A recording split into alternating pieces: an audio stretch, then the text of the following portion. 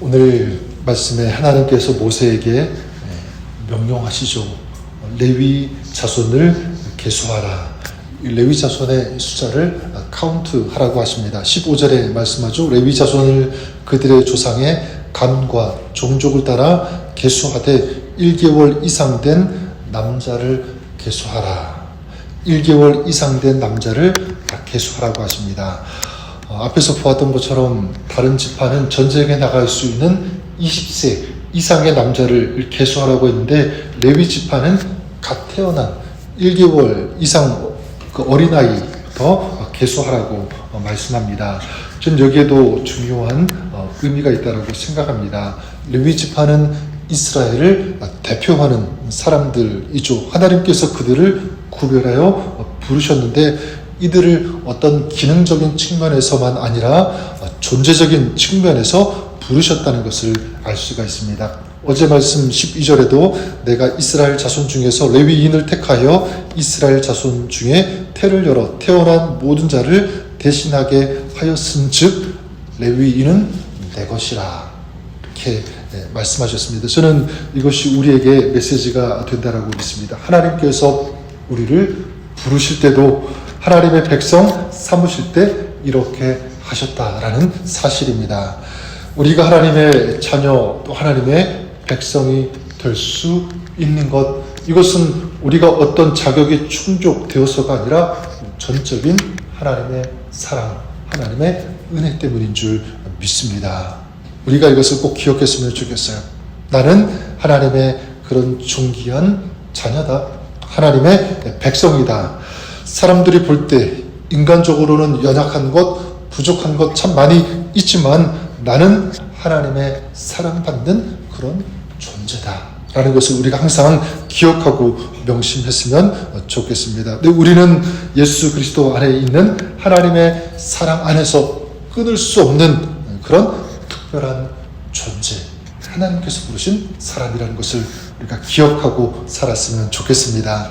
그래서 17절부터는 레위 아들인 게르손과 고핫과 무라리 그리고 그의 아들들의 이름들, 그 자손들의 숫자를 쭉 소개하게 됩니다. 그리고 레위 지파 자손들이 거처할 위치, 또 그들이 해야 할 일들에 대해서도 말씀하시는데요. 23절 그 뒤에 보면 게르손 종족들은 성막 뒤 곧 서쪽에 진을 칠 것이요 이렇게 말씀하고 있고, 25절과 26절에 게르손 자손이 회막에서 맡은 일은 성막과 장막과 그 덮개와 회막 휘장문과 뜰의 휘장과 및 성막과 제단 사방에 있는 뜰의 휘장문과 그 모든 것에 쓰는 줄들이니라.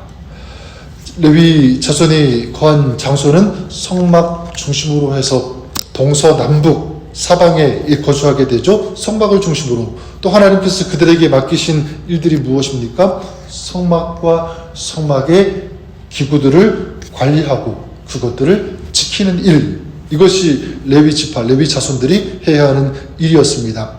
저는 레위 지파 자손들을 보면서 또 묵상하면서 자연스럽게 연결되는 인물, 그것이 바로 저와 여러분, 우리라고 믿습니다. 저와 여러분들, 바로 그리스도인들, 하나님의 부르심을 받은 사람들, 아론과 그의 아들들 그리고 레위인들을 구별하셔서 성막과 관련된 이 일들을 주관하는 그런 청지기 역할로 하나님께서 그들을 세우신 것처럼 하나님께서는 우리들도 부르시고 거룩한 일, 거룩한 사명을 맡겨주신 줄 믿습니다. 베드로전서 2장 9절에 너희는 택하신 족속이요 왕같은 제사장들이요 거룩한 나라요 그의 소유가 된 백성이니.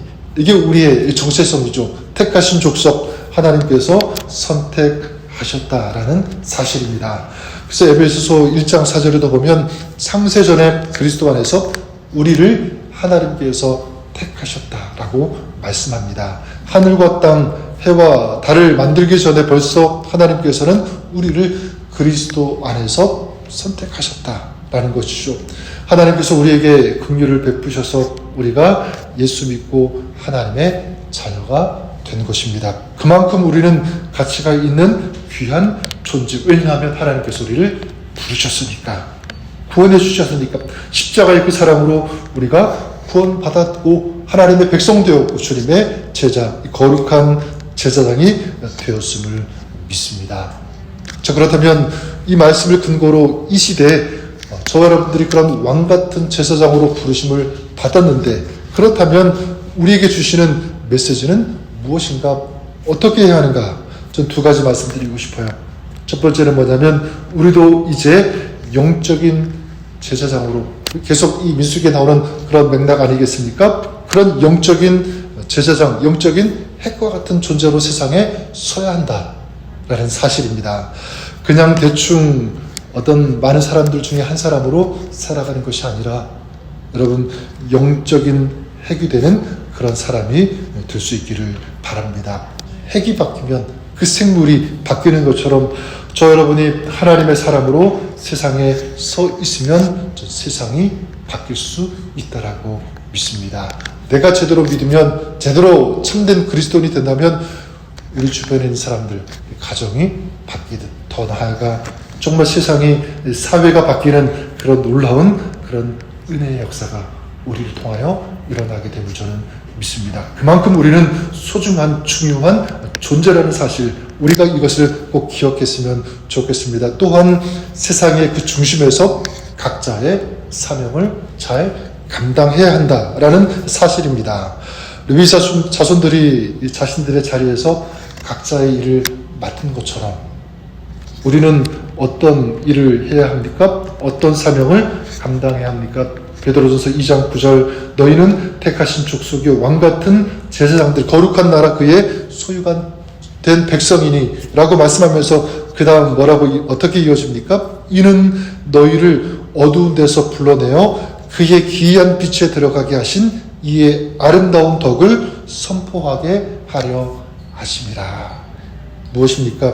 왜 우리를 제사장으로, 하나님의 자녀로, 백성으로 삼으셨습니까? 바로 아름다운 덕을 선전하게 하기 위해서 우리를 불러주신 줄 믿습니다. 이것이 바로 우리의 사명인 줄 믿습니다. 무엇이냐면 바로 예수 그리스도를 전하는 것. 우리를 살려주시고 구원해주신 예수님을 온 천하에 전하고 증거하는 것. 즉 잠든 영혼, 잠든 교회를 깨우는 것. 하나님을 알지 못하는 사람, 하나님과 사이가 멀어진 사람들을 주님께로 데리고 주님을 전하는 것, 주님께 인도하는 그 사명이 저 여러분, 우리에게, 우리 교회에게 있는 줄 믿습니다. 저는 오늘 저 여러분, 우리 모두가 이런 영적인 제사장이라는 것을 기억할 수 있기를 바랍니다. 어떤 특별한 사람이 부르심을 받았다, 사명이 있다, 이것이 아니라 오늘 내가 바로 그 사명이 있다, 그런 사명의 사람이다, 이것을 기억하는 거죠. 오늘 저 여러분들이 이런 사명, 즉 아름다운 덕을 선전하는 이 사명의 삶을 오늘도 살아가시는 저 여러분, 우리가 될 수 있기를 주님의 이름으로 간절히 축원합니다.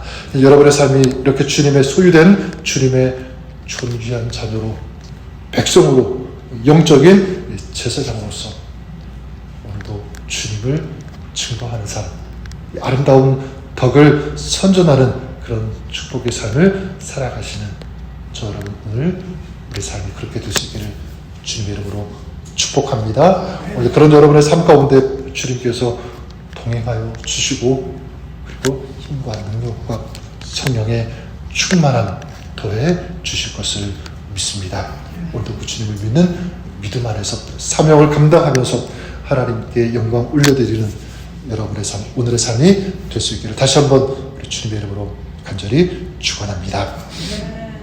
하나님 아버지, 제사장들을 주님께서 부르시고 특별히 레위인들, 그들에게 귀한 이 사명을 허락하신 것처럼 오늘 저희들을 주님의 자녀로, 하나님의 백성으로 주님께서 은혜 가운데 불러주신 줄 믿습니다. 이런 은혜 받은 자로서 이 부르심에 합당한 삶을 오늘도 저희들이 살아가게 하여 주시옵소서. 오늘도 영적인 거룩한 제사장으로 이 세상 가운데 우리 삶의 자리에서 이 사명을 감당해 나가는 저희들 되게 하여 주옵소서. 믿음으로 기도하는 것 우리 주님께서 들으시고 응답하여 주옵소서. 감사드리며 우리 주 예수님 이름으로 기도드립니다. 아멘.